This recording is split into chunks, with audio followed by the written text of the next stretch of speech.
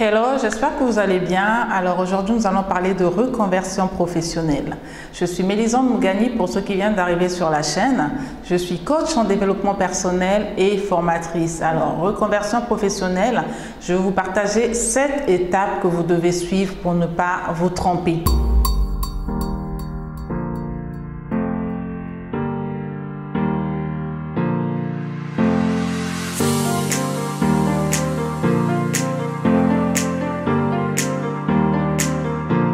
Vous savez bien que la crise de coronavirus a accéléré les envies de reconversion professionnelle.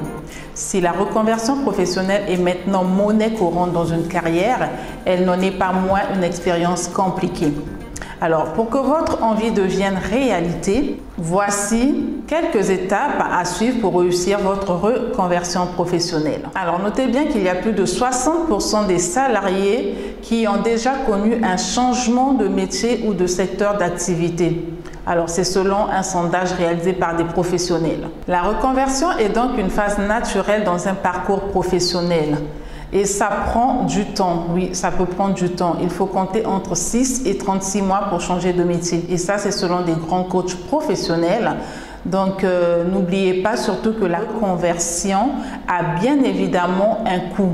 Si vous voulez vraiment explorer l'idée de reconversion professionnelle, voici ces 7 étapes que je vous conseille de suivre. La première étape consiste à se poser de bonnes questions, du genre la reconversion professionnelle est-elle la bonne solution pour vous? Il existe des bonnes et des mauvaises raisons à la reconversion. Pour cela, vous devez vous poser de bonnes questions, à savoir, êtes-vous sûr de vouloir changer de métier ou est-ce juste l'entreprise qui ne vous convient plus? Pour savoir d'où vient le problème, je vous conseille de vous reconcentrer sur vous-même. Alors, notez sur 10 points, d'accord, les critères que je vais vous donner tout à l'heure et vous aurez une orientation beaucoup plus claire si oui ou non vous devez vous reconvertir. Ces points sont notamment votre carrière professionnelle, votre vie de famille, votre vie amoureuse, votre santé, vos loisirs, vos finances, votre développement personnel et également votre environnement physique.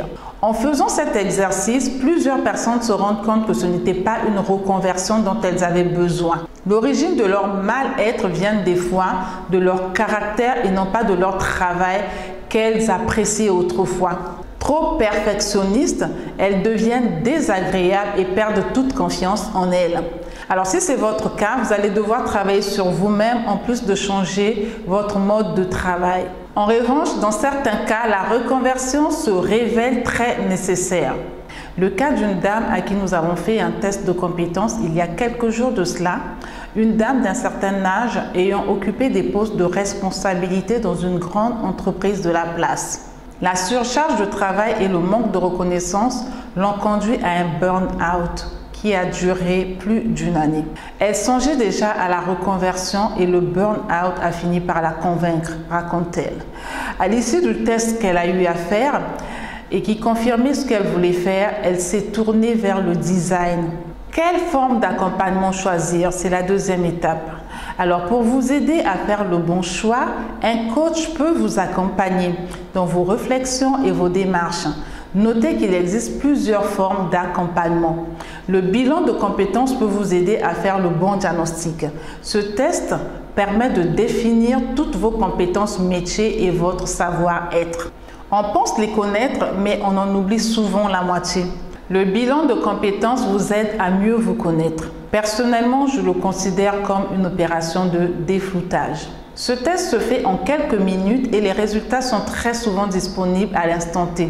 Lorsque, bien sûr, vous répondez à toutes les questions. Sinon, en 24 heures, si vous passez par un cabinet conseil. En tout cas, c'est rapide et cela vous aide à clarifier vos choix à venir. Je me souviens que lors de la formation sur l'éthique professionnelle que mes collaborateurs et moi-même avons suivi, nous avons fait le test RASIAC, qui d'ailleurs nous avait permis d'identifier nos centres d'intérêt et nos objectifs professionnels. C'est une formation que je vous recommande d'ailleurs car elle vous aidera à connaître l'importance de votre caractère, à combattre la peur de l'échec, à maîtriser efficacement votre temps et vos priorités, etc.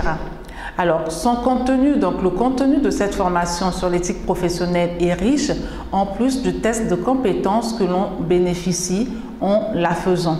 Vous voulez en savoir plus sur le test Rasiac? Dites-le moi dans les commentaires. Alors, ce qui nous emmène à la troisième étape qui est comment déterminer votre projet de reconversion professionnelle. Ces différents tests et entretiens vous font réfléchir sur votre futur métier.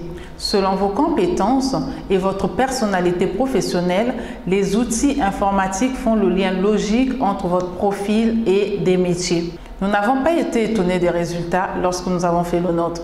Tout comme la dame d'ailleurs dont je vous ai parlé en amont, elle pensait déjà à se reconvertir dans le design avant même de passer le test de compétences. Alors suite au test, elle s'est rendue compte que c'était dans ses cordes. D'autres par contre découvrent des surprises dans le cadre du métier qui leur correspond le mieux. Un commercial voulait changer de métier et monter son entreprise. Alors suite au test, il s'est rendu compte qu'il avait découvert qu'il avait toutes les compétences pour devenir un directeur commercial. Il ne pensait pas en être capable et n'y avait même pas songé le moins du monde. Alors, une fois de plus, le métier défini, il faut anticiper les besoins sur le marché de l'emploi ou mieux de l'entrepreneuriat. Plus vous serez au courant des opportunités à saisir, moins vous aurez des difficultés à trouver des marchés ou à trouver un emploi. Alors, si vous vous tournez vers les métiers de l'informatique, vous savez que vous n'aurez pas de mal à décrocher un poste. En revanche, pour un poste dans l'événementiel, présentement, ce sera beaucoup plus compliqué. Vous pouvez ensuite rencontrer des professionnels pour en savoir plus sur votre métier et développer votre réseau. Alors, notez bien que les conditions d'accès à la profession, d'accord, et les méthodes de fonctionnement sont des éléments que vous devez obtenir pendant votre enquête métier. Plus tôt vous commencez à réseauter, mieux c'est. Pour aller plus loin, des tests d'immersion dans les entreprises sont également envisageables. Je vous demanderai de creuser sur ce sujet. La quatrième étape est la case formation. Alors, plusieurs se demandent toujours, est-on obligé de faire une formation dans le cadre d'une reconversion? Suite au test effectué avec un coach ou au bilan de compétences, vous n'êtes pas toujours obligé de faire une formation. Un commercial qui fait déjà un peu de management pourra prétendre à devenir chef de projet. De même, pour un développeur en informatique qui a l'habitude de manager son équipe, il peut se reconvertir facilement vers un poste de gestionnaire de plateforme client. Toutefois, pour faire reconnaître votre reconversion, vous pouvez faire une validation, d'accord, des acquis de vos expériences. En revanche, si vous êtes comptable et souhaitez devenir masseur, il est recommandé de faire une formation, ça c'est clair. Il faut qu'elle soit, cette formation certifiée, reconnue sur le marché de l'emploi pour avoir une réelle valeur ajoutée. Concernant les formations à faire présentement, on les trouve un peu partout, aussi bien en présentiel que sur le net. Dans mon cabinet, il existe un dispositif pour vous aider à définir votre projet professionnel et à le mettre en œuvre. Mettez-moi en commentaire, d'accord, ou envoyez-moi un mail pour en savoir plus sur ce dispositif et je vous répondrai. La cinquième étape, certainement que vous demanderez combien votre reconversion professionnelle va vous coûter. Il est certain que cela vaut un coût, aussi bien pour la formation que pour un accompagnement. Alors, je vous laisse me dire en commentaire ou prendre un rendez-vous sur mon calendrier afin que nous en parlions, parce que ça a un coût, évidemment. La sixième étape, c'est de prendre conscience du poids de la reconversion sur votre vie personnelle. Ne négligez pas l'environnement social et ça, je le dis toujours. Si vous avez une famille, réfléchissez à 2 fois avant de vous engager dans une formation longue et surtout lorsqu'elle nécessite que vous déplacez pour l'international. Notez bien, quand on touche à la profession, la vie personnelle est obligatoirement impactée. Alors idéalement, je vous conseille de vous faire accompagner par un professionnel avant de vous reconvertir. L'étape 7, savoir vendre sa reconversion au recruteur. Une fois la formation finie et le projet professionnel abouti, il est temps de trouver un job ou des marchés pour ceux qui vont se reconvertir dans l'entrepreneuriat. Alors, continuez de vous rendre visible sur le marché de l'emploi, rencontrez des professionnels que vous pouvez contacter via les réseaux sociaux, parlez-leur de votre projet de reconversion et de vos motivations. Soyez stratégique, essayez d'avoir un maximum d'informations sur la société et le poste visé. Pour le cas échéant, décrochez un entretien. Votre réseau, c'est aussi vos partenaires de formation qui peuvent vous transmettre des contacts. La femme dont je vous ai parlé en amont a trouvé son premier client dans une association grâce à un de ses collègues qui était en formation avec elle. Si vous vous sentez concerné par le fait de vouloir vous reconvertir professionnellement, je vous demanderai de me le mettre dans les commentaires, sinon de prendre un rendez-vous via mon calendrier. Je vais vous recommander véritablement de passer par des tests de compétences pour vous éviter de vous reconvertir juste par faute de mieux, juste par suivisme.